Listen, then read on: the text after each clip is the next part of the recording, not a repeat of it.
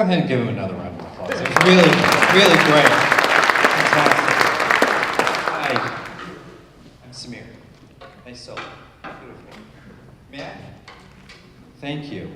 I think our time is best spent probably spending the bulk of it on the host. So could we just go from the beginning? And I would like to work on a few observations with you guys, because it seems to me like, by and large, you guys have all the notes, you have all the rhythms, and now I think we can go to what's on the page and really try to find the right color. Okay? So from the beginning.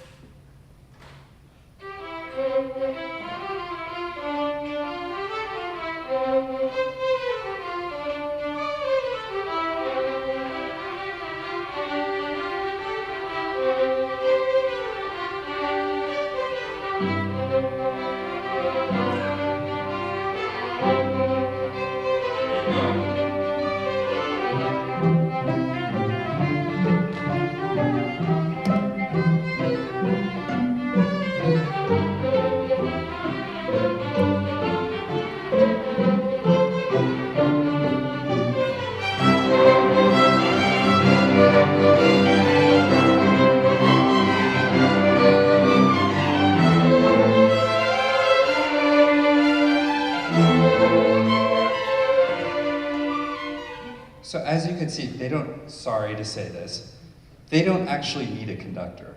In fact, many orchestras don't. But what a conductor helps you to hopefully achieve is some sense of listening to each other. So when I think of a rehearsal process like I do with the San Diego Symphony, the very first rehearsal, the conductor is kind of trying to present his or her image of the piece.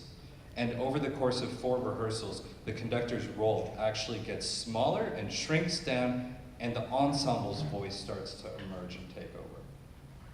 What that requires from everybody in this piece is 2 things: listening to each other and tapping into what a former mentor of mine used to call the universal cosmic pulse.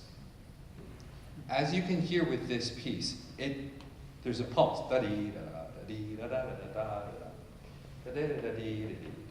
and that pulse takes over to the point where you don't actually need a conductor because everybody on this stage is feeling that pulse. Am I right? So, can we go back to the very beginning of the piece and start it? And I feel like when I've started both of these times, I have sort of like this tense fear of starting. Like, where do I start? Okay. And then all of a sudden you just start to relax as the music carries on. Can you not be so tense when you start? I promise I don't bite. And I think the reality that we just proved is you actually know how this piece goes.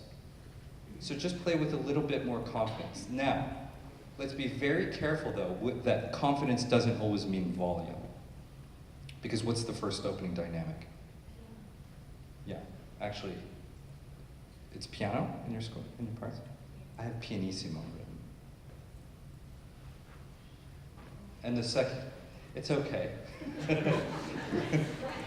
Nobody's going to be condemned. It's okay. And second violins, what do you guys have? Pianissimo. Okay.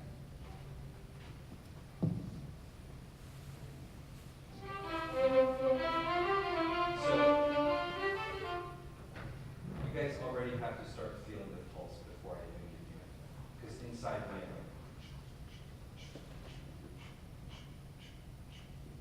and I don't want you to. I want you to feel like you're already connected to that pulse. Okay? You know what would be helpful? Is I just did is breathing. We all think that string players don't need to breathe because they make a sound by going like this. And wind players, woodwind players, and singers, they all breathe. But I promise you, if you breathe before starting, like right here, it will be better. Okay? Let's hope I'm right.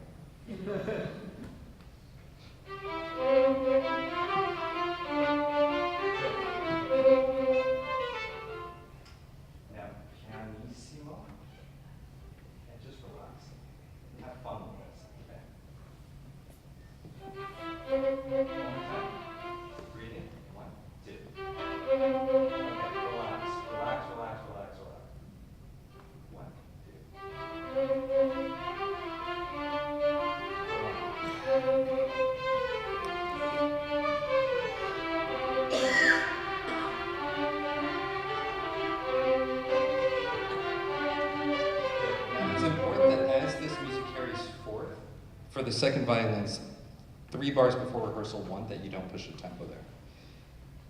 Now, if you guys wanted, I like to do this when I work with students. So we've already established that the opening dynamic is what? But that's actually relative, isn't it? Because we have to know pianissimo to what? Piano to what? What is the loudest point? What's the softest point? Who's playing? What can we do as artists to actually justify the written dynamic?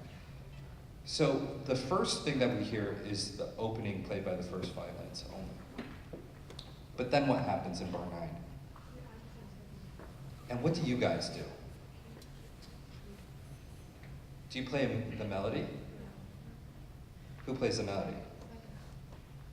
So, I would permit you guys to start the opening piano from an interpretive standpoint. Starting piano, but then by the time you get to bar 9, because you no longer play the melody, you guys drop down to pianissimo. And they could probably play piano. So earlier when I was saying this stuff about the dynamics, it was just about seeing what's actually on the page. But now we have to take this to the next level of, you're all artists and you can all contribute to this vision you have of the piece. So start piano, bar 9, drop down pianissimo, bar 9, piano, and then as you guys play, drop out of the melody after rehearsal 1, back to playing a little bit softer. Can we just do this? I promise we'll get further in the piece. 1.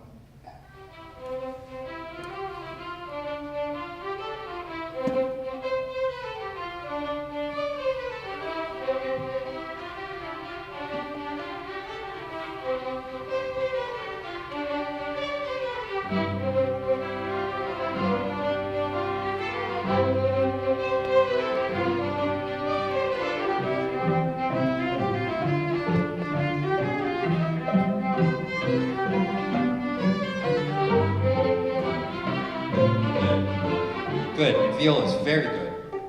I would encourage you, though, to actually lead the crescendo. Don't let them push you around. You guys are in charge of the melody. You can drive that crescendo, right?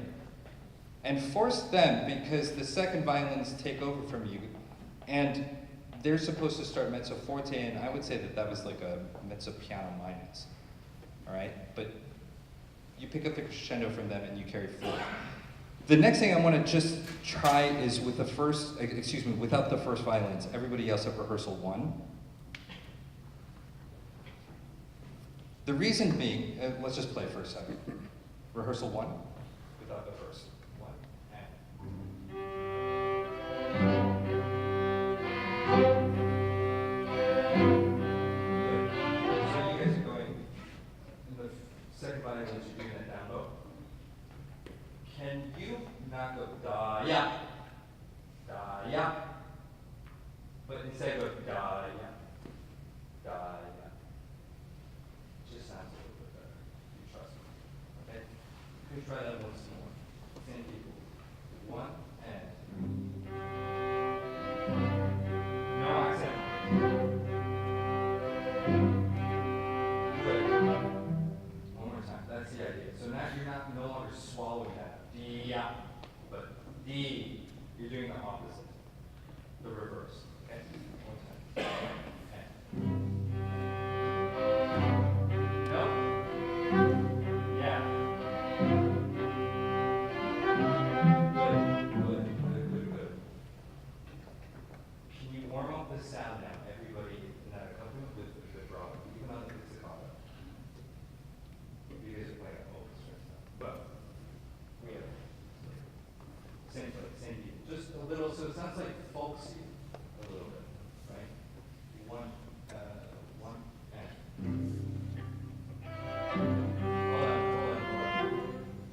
One more time. 1, and.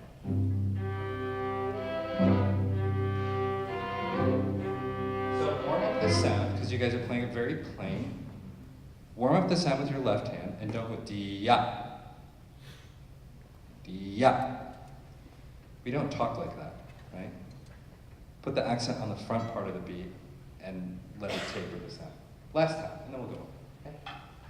1 and.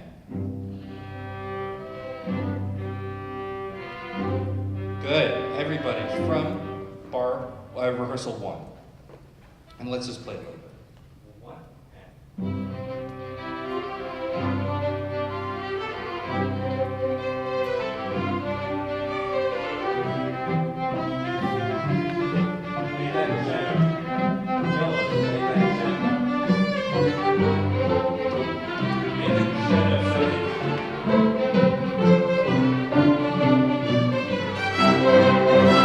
Do you guys hear how all of a sudden, if you don't make the printed crescendo, all of a sudden we get to rehearsal 2 and it sounds suddenly stronger?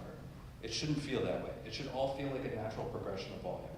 That we're starting and the violas start the crescendo and it builds and it continues into seconds and you guys force that crescendo and then all of a sudden we get to 2 and it's forte.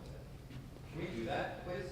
So let's start where the violas do their thing after 1, 1, 2, 3, 4, 5, 6, 7, 8, 9. Pick up to 9 after rehearsal 1. Make a crescendo. It's a long crescendo, but make it happen. 1, 2.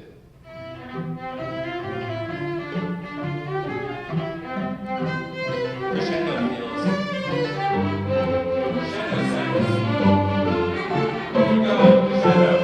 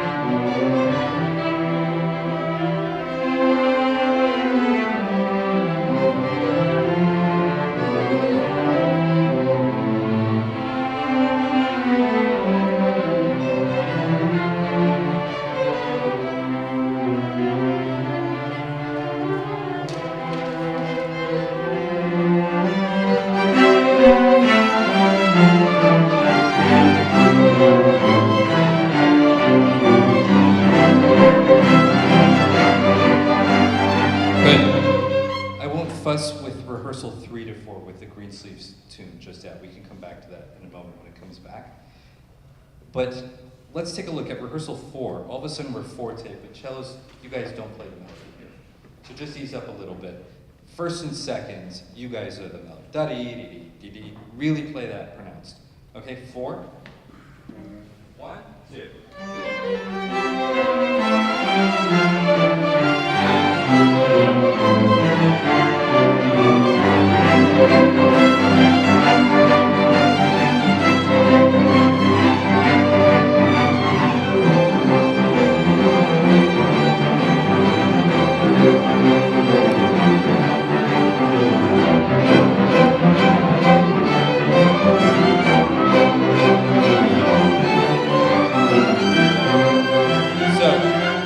Second violins, do you guys see where you play duples before rehearsal 6? 1, 2, 3, 4, 5, 6, 7, 8. And also the first violins, take a look at 8 bars before rehearsal 6. Riam, riam, riam, less. More. Di da da da di da di da da. And then you guys can play that 8th note like that. Di da di da di da da. This is just trying to make the music more interesting, right? Because after a while, da-dee-da-da, da-dee-da-da-da, da-dee-da-da, we know how the tune goes, right? But the composer, Gustav Holst, decides to inject these little things into the counter melodies, with counter rhythms, with counter harmonies, and it's important to start to bring these out now as we're listening. Our ears are growing more and more. 5. 1, and.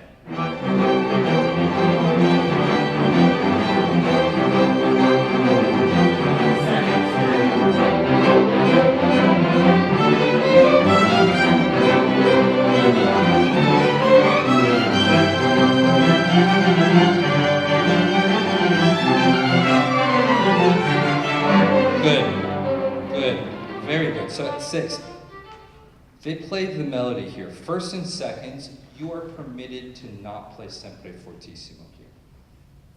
There's no point. You could just play a nice, comfortable forte. We'll do the trick. However, when you get to the fifth bar, ya da di da di da di da, that can be fortissimo, right? Why? Because you're not the melody for 4 bars. They're already playing fortissimo. You just need to support them, but then you need to show them who's boss. Okay? 6. 1 and.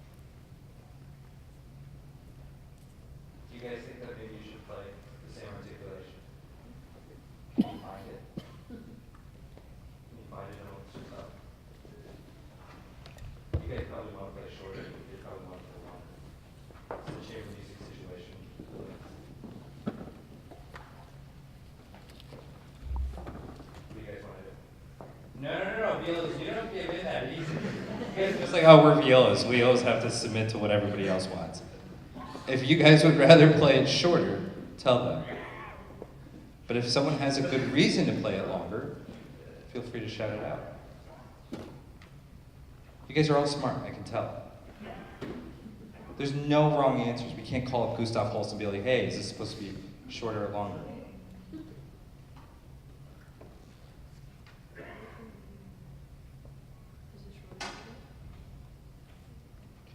See, this is a good reason. This is what I like to hear.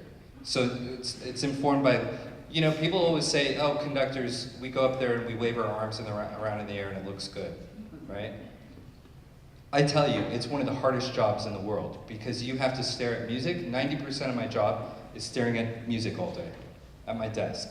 And I have to make decisions like this. Is it shorter or is it longer?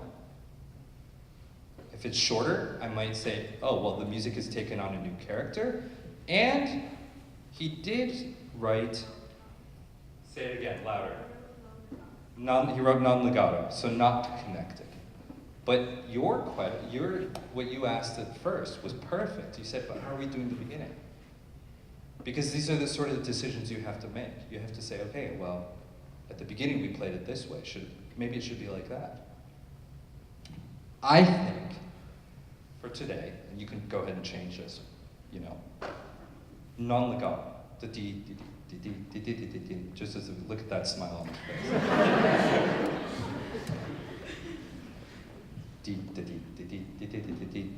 So shorter here, okay? Sorry, that took a lot of time to say this, but I hope you understand the logic that goes into making decisions like this, because this is all what music is.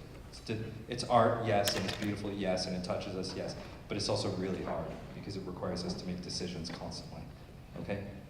So can we go from rehearsal 6, everybody, and then make that sudden change to playing shorter in the first, matching the violas. 1, and.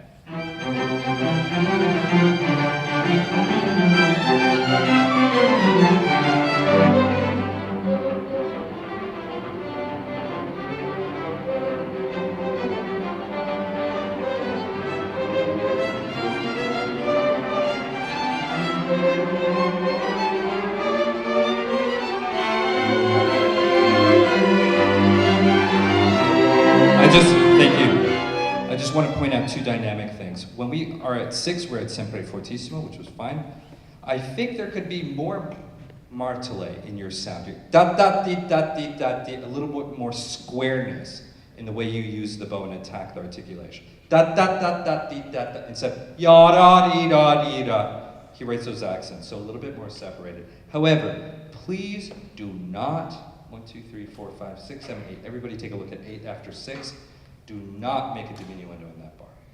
It's natural human instinct to all of a sudden want to play softer there. But where does he actually write? Piano. The next bar. So that should just feel like the ground just moves from right under you. All of a sudden we're fortissimo, and then boom, nothing. However, what does he write?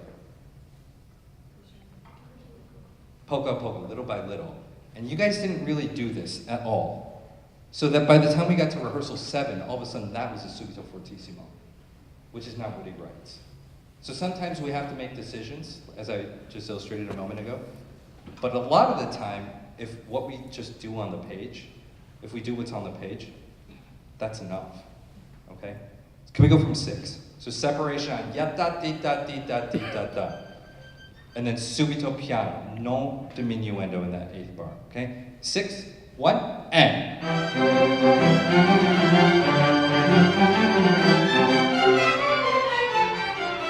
Thank you. Can you actually play fortissimo for me once? That's like a very passive mezzo forte. 6, 1, and.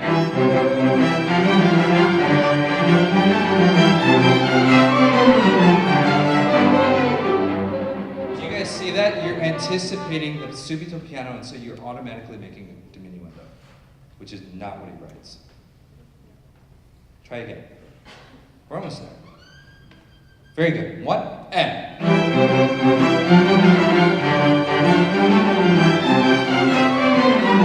No. You guys are so good that I feel like I can stop you whenever I want. Okay? But you're reverting into what you were doing before. Ya, ya, ya, ya, ya, ya, ya. Da, da, da, da, da, da, da, da. Very square.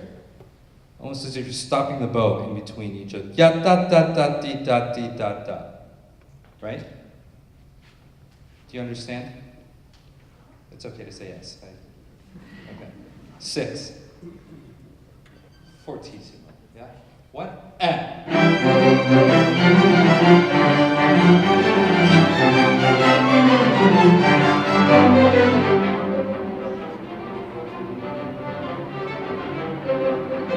Create that crescendo. Go. Go. Go. Keep going.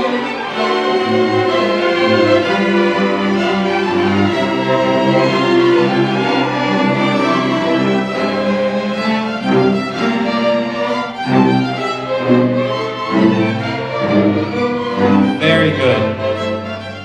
In the 2 minutes I have remaining, I want to take a look at rehearsal 7. It was all very good. You guys do me a favor and just do what's on the page whenever you see these guys. Accents. The reason being, he puts these here when he changes the harmony in the music. And so he wants you to bring these out. Can I have everybody, just to illustrate this for a moment, everybody but the first violins. And the, yeah.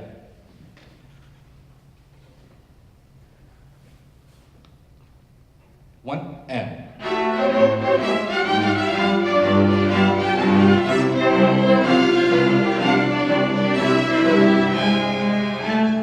D.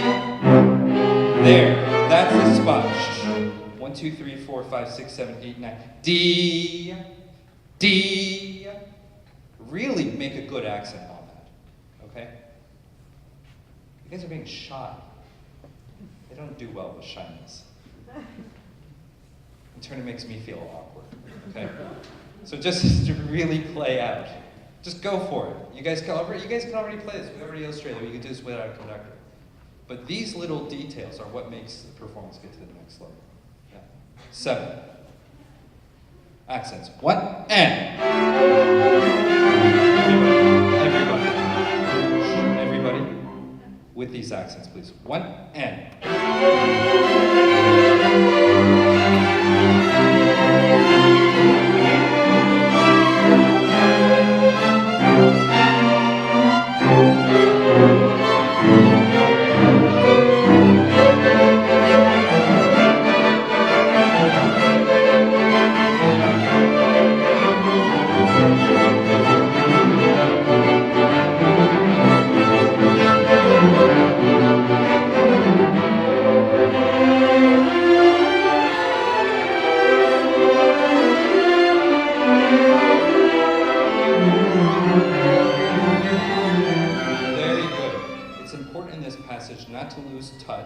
It's hard, but you guys have to keep one ear on ba-dee-da-da-da-dee-da-da-da, and then the other ear is on the green sleeves tune. So it's like, you know, that thing where you tap your head and you make a circle on your belt. It's a little awkward like that, but one ear has to go on one thing and the other on the other, okay? Unfortunately, I don't think we have time to delve into this further, but really great. A lot of fantastic improvements. You guys can already, they can really play well, can't they? So it's so much about this next step, I think, for you guys is score study. It's about looking at the page and looking at your part and being like, oh, there are accents there. There's a crescendo polka polka, but it's over 12, 16 bars. Let's not forget that. Let's make sure that we're doing these little things. And again, now that, as we illustrated at the beginning, you can actually play a lot of this without a conductor, it's time to open up your ears as well and start to listen to each other, okay? So things like this, where the articulations aren't matching, or who's playing the melody, like in the opening, and when you're not playing the melody versus who is, and making those dynamic adjustments. All right, very good, everybody, bravo.